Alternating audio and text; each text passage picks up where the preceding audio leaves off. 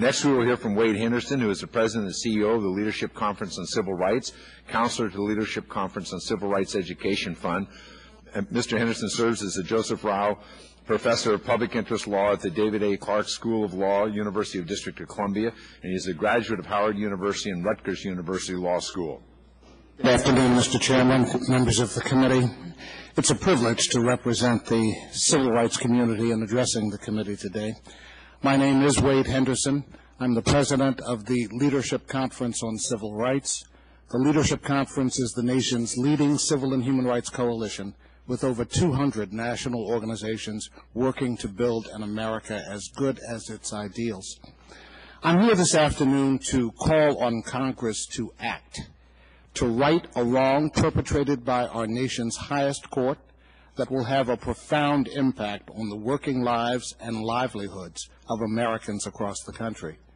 As we've just heard from the courageous Lilly Ledbetter, the U.S. Supreme Court issued a 5-4 decision 2 weeks ago in Ledbetter versus Goodyear Tire and Rubber, which severely limits the ability of victims of pay discrimination to successfully sue under Title VII. As Justice Ginsburg pointedly emphasized in her dissent, pay discrimination is a hidden discrimination that is particularly dangerous due to the silence surrounding salary information in the United States. For example, 1/3 of private sector employers have adopted specific rules prohibiting employees from discussing their wages with coworkers. And a significant number of other employers have more informal expectations that employees do not discuss their salaries. Workers know immediately when they are fired, refused employment, or denied a promotion or transfer. But norms of secrecy and confidentiality make it difficult for employees to obtain compensation information. However, just because you don't know about it doesn't mean the discrimination isn't happening. Every time an employee receives a paycheck that is lessened by discrimination, it is a discriminatory act by the employer. The harm is ongoing. The remedy should be as well. The rule articulated by the Ledbetter Court just doesn't make sense. There is no reason to put the burden on employees to know what their colleagues earn. In fact, the rule creates an incentive for employers to hide pay information in order to insulate themselves from liability. The rule in Ledbetter looks more like an arbitrary way of depriving victims of discrimination of the ability to obtain a remedy. It is a protection program for employers that discriminate.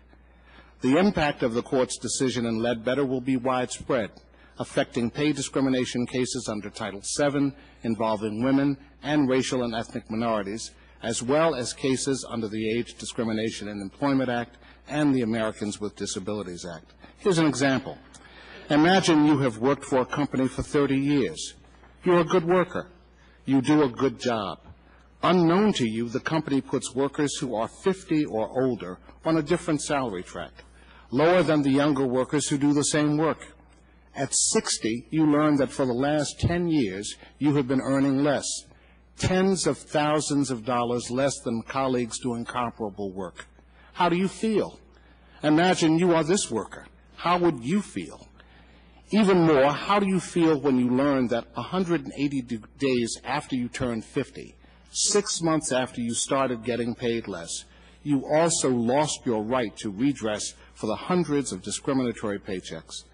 While today we are focused on the immediate problem in the Ledbetter decision, it is also important to understand that this decision is part of the Supreme Court's recent pattern of limiting both access to the courts and remedies available to victims of discrimination. The Court's decisions have weakened the basic protections in ways that Congress never intended. For example, under the Supreme Court's recent rulings, older workers can no longer recover money damages for age discrimination if they are employed by the state. State workers can no longer recover money damages if their employers violate minimum wage and overtime laws. There is no private right of action to enforce the disparate impact regulations of Title VI of the Civil Rights Act of 1964. And workers can now be required to give up their right to sue in court for discrimination as a condition for employment. And many plaintiffs remain subject to the damages caps in Title VII, which drastically limit possible recovery for plaintiffs who manage to win their cases in court. In many of these instances, as in Ledbetter, the court is acting as a legislature, making its own policy while acting directly contrary to Congress's intent. For opponents of civil rights, there is no need to repeal Title VII. Instead, you can substantially weaken its protections by chipping away at bedrock interpretations, or you can make it difficult or impossible for plaintiffs to bring and win employment discrimination cases, or you can make the remedies meaningless. For years, we in the civil rights community have watched as the Supreme Court has rolled back the ability of victims of discrimination to obtain meaningful remedies. But watching is over. It is time, past time, to take action. Justice Ginsburg pointed out in her dissent that Congress has stepped in on other occasions to correct the Court's cramped interpretation of Title VII. The Civil Rights Act of 1991 overturned several Supreme Court decisions that eroded the power of Title VII, and as Justice Ginsburg sees it, and I quote, "Once again, the ball is in Congress's court." We agree. The issues in this case are not academic. The fallout will have a real impact on the lives of people across America, people like Lily Ledbetter. And members of the committee, today you begin the process of responding to Justice Ginsburg's call, a process that we will reaffirm that civil rights laws have legally enforceable remedies, and that it is for Congress, not the courts, to decide the rules of the game. Thank you very much.